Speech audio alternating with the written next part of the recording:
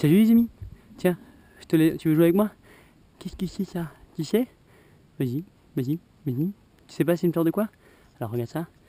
Vas-y, vas-y, vas-y. Tu sais pas ce que c'est ça? C'est des fleurs de patates. Et ouais, les patates, ça a aussi des belles fleurs, tu vois.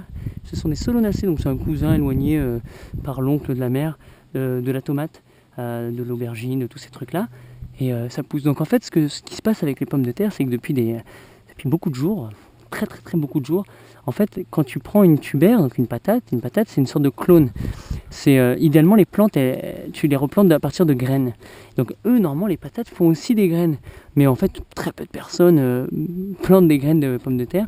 On plante directement les tubères, ce qui fait que ce sont des clones en fait d'année en année. Donc c'est ça l'intérêt de justement croiser, de faire en sorte que ça se fortifie, mélanger tout ça. Et donc il y a des personnes qui se spécialisent dans ces découvertes, bonjour Naka, au revoir Naka, dans ces découvertes de la botanie et voir comment on peut demander aux pommes de terre d'année en année de justement nous dire ce dont elles ont besoin et comment elles s'adaptent eux au climat et aux changements et aux personnes.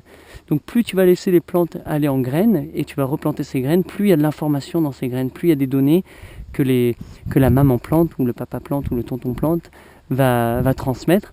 Et c'est comme ça qu'on va aller de l'avant. Donc les boutures, les couper, faire des clones, c'est assez limite tout de même. Donc c'est vraiment pratique, c'est super cool. Et je t'encourage justement à toutes tes plantes d'essayer de les refaire partir depuis des graines.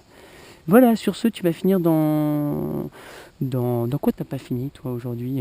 Tiens, dans du mulch d'herbes que tu mets autour des patates pour justement les garder bien humides. Allez, 1, 2...